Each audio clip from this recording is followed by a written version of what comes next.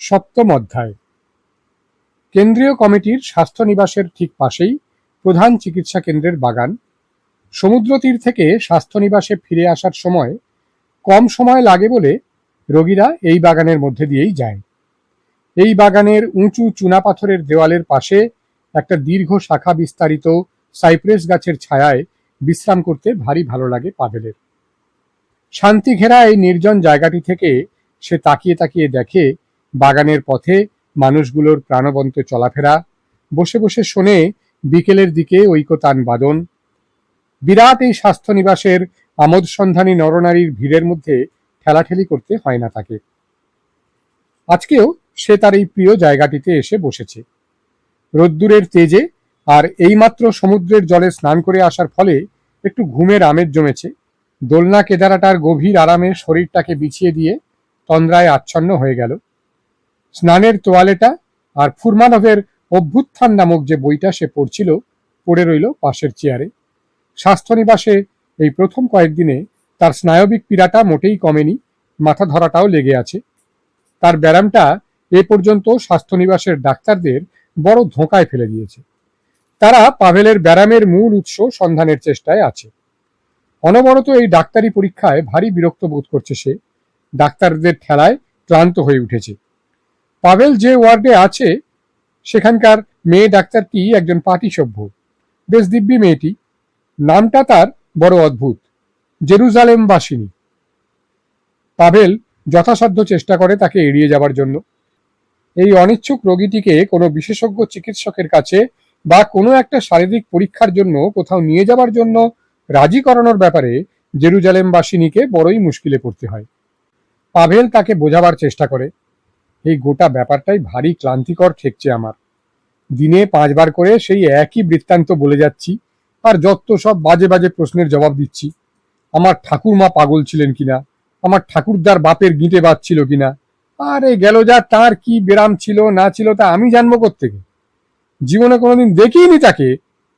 এই ডাক্তারগুলোর টেকো মাথার উপরে গাঁটটা কষাবার ইচ্ছেটা জানিয়ে গাল না দিয়ে ওঠা পর্যন্ত প্রত্যেকটি ডাক্তার আমাকে দিয়ে স্বীকার করিয়ে নিতে চায় যে আমার গনোরিয়া বা তার চাইতেও খারাপ কিছু একটা ব্যারাম হয়েছিল।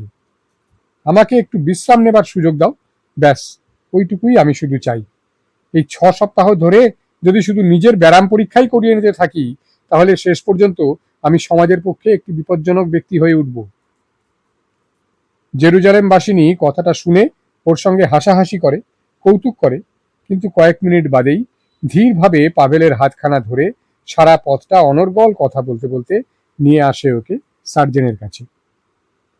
কিন্তু আজ আর কোনো পরীক্ষার ব্যাপার নেই এবং খাবার দেরি আছে ঘন্টাখানেক।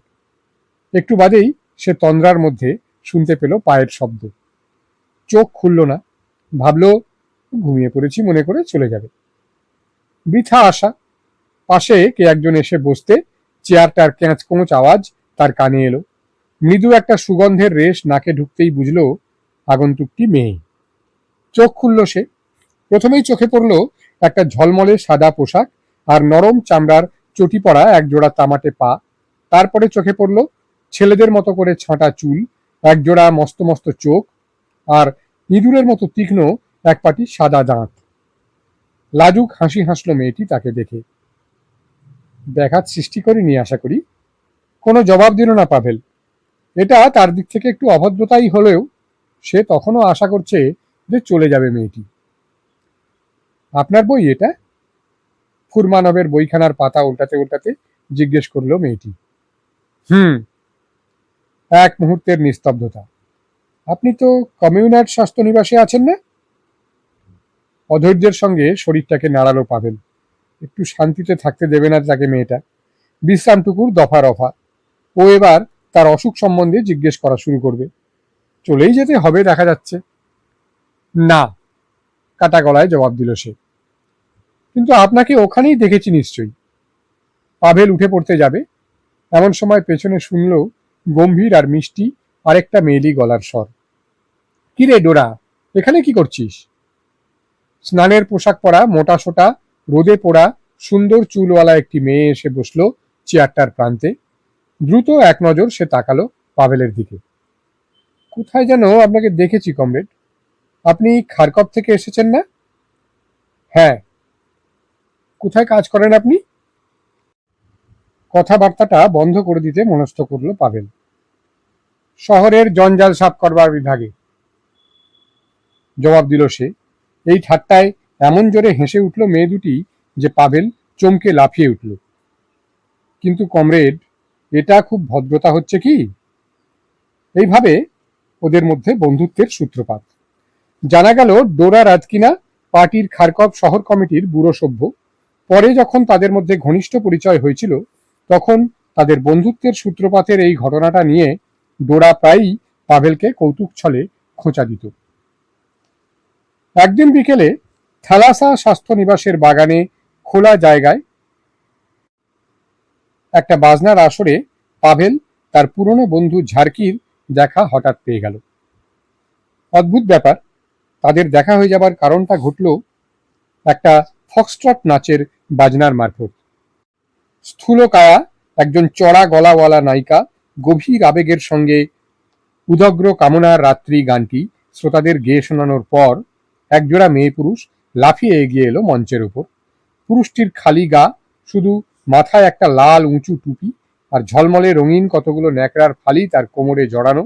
ঝকঝকে সাদা একটা শার্টের সামনের অংশটুকু তার বুকের উপর ঝুলছে। গলায় একটা বো টাই বাঁধা। বন্য মানুষের একটা নির্বোধ অনুকরণ করছে সে। তার সঙ্গিনীটির পুতুলের মতো মুখ, প্রচুর কাপড় চোপড়ে ঢাকা তার সর্বাঙ্গ। স্বাস্থ্যনিবাসের রোগীরা আরামকেদারা আর খাটিয়াগুলোয় বসে আছে। এগুলোর পেছনে দাঁড়িয়ে আছে ষাঁড়ের মতো গর্দানওয়ালা নয়া অর্থনৈতিক পরিকল্পনার লোকগুলো। এদের খুশির গুঞ্জনধ্বনির মধ্যে মঞ্চের উপরে ওই স্ত্রী পুরুষ দুজনে ঘুরপাক খেয়ে খেয়ে একটা ফক্সট্রট নাচের জটিল নকশা এঁকে চলল পায়ে পায়ে।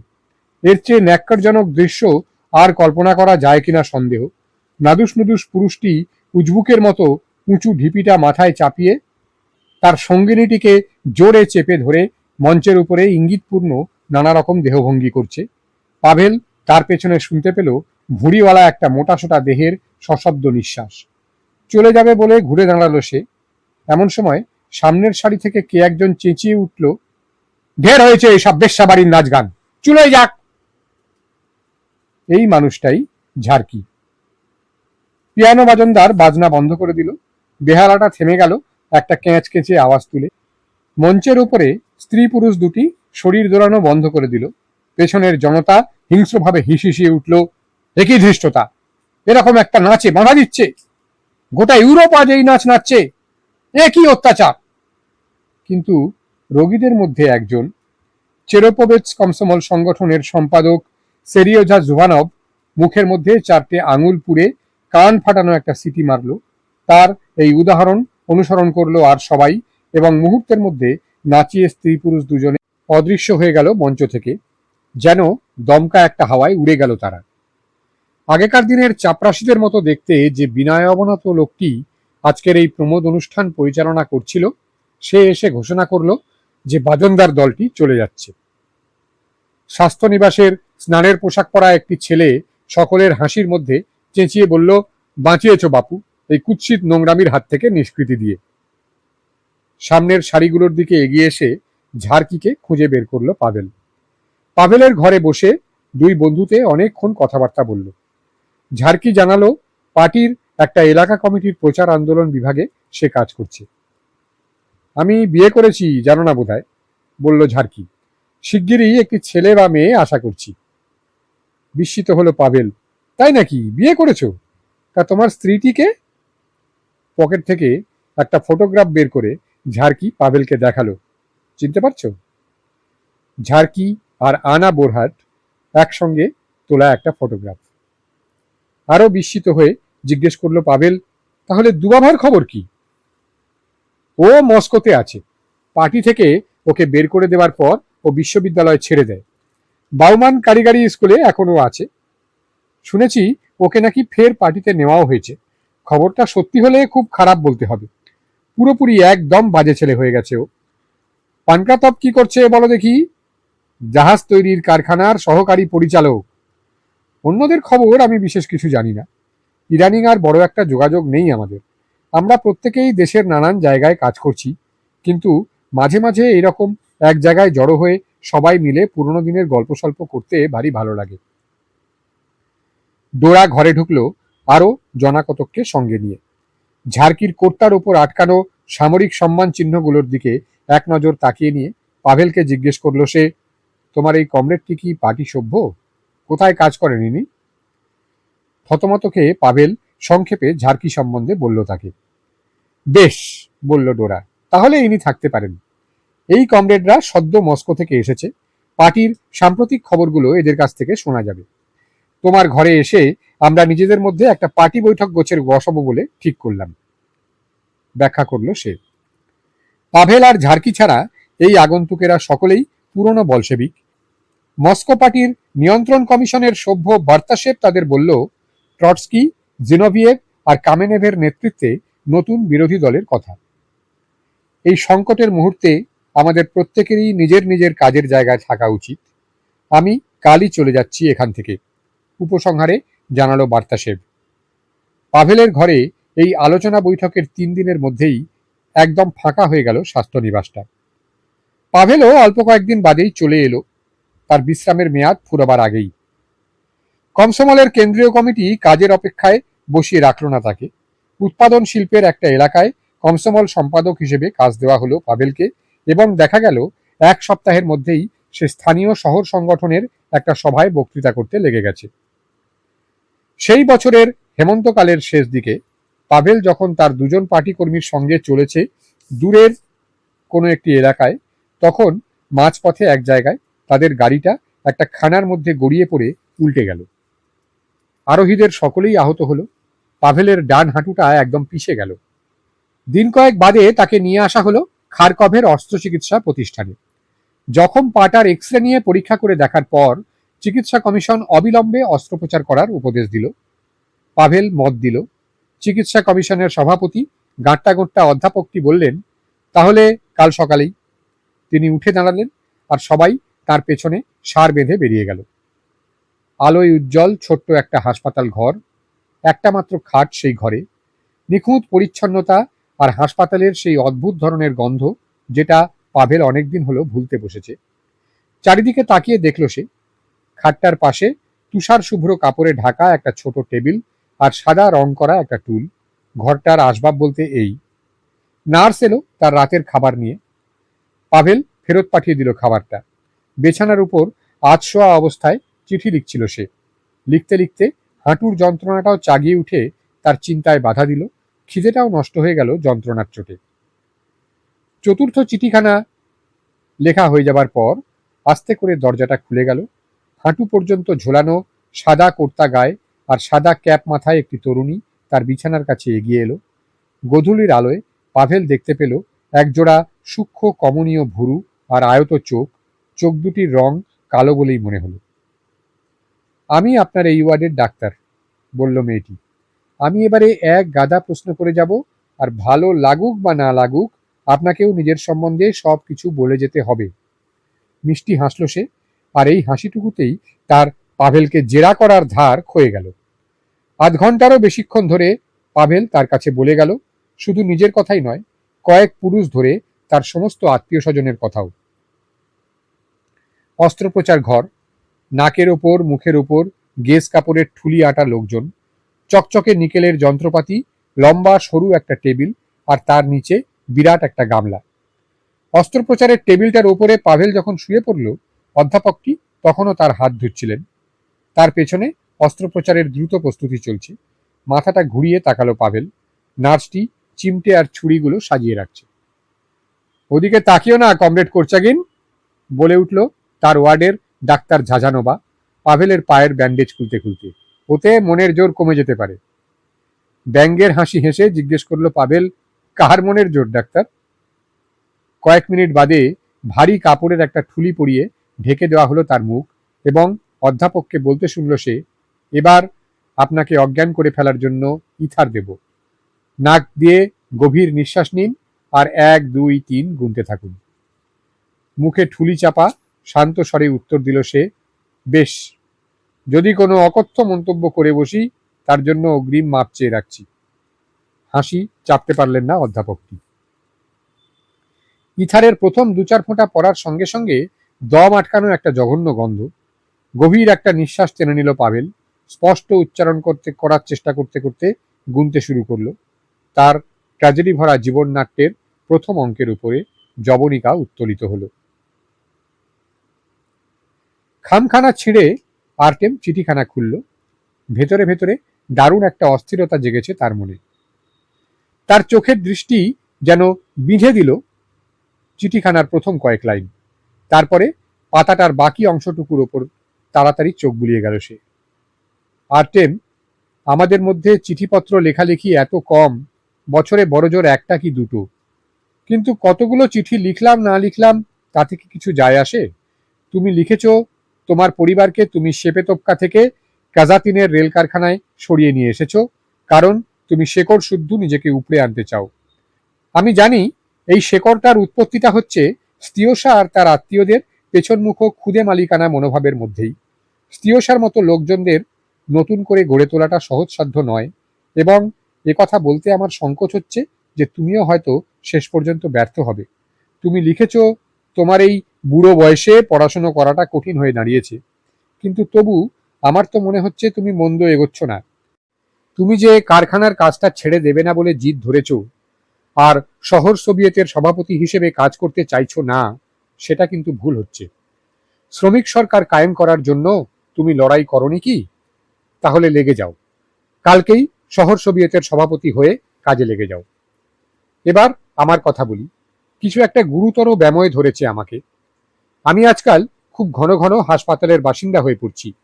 ওরা দুবার আমাকে কাটাছেঁড়া করেছে, বেশ কিছুটা রক্ত আর শক্তি খুইয়েছি, কিন্তু এখনো পর্যন্ত কেউ বলতে পারছে না এর শেষ কবে হবে। আমার কাজ থেকে আমায় ছিনিয়ে নিয়ে আসা হয়েছে, এবং ইদানিং একটা নতুন পেশা নিয়েছি আমি, পঙ্গু মানুষের পেশা।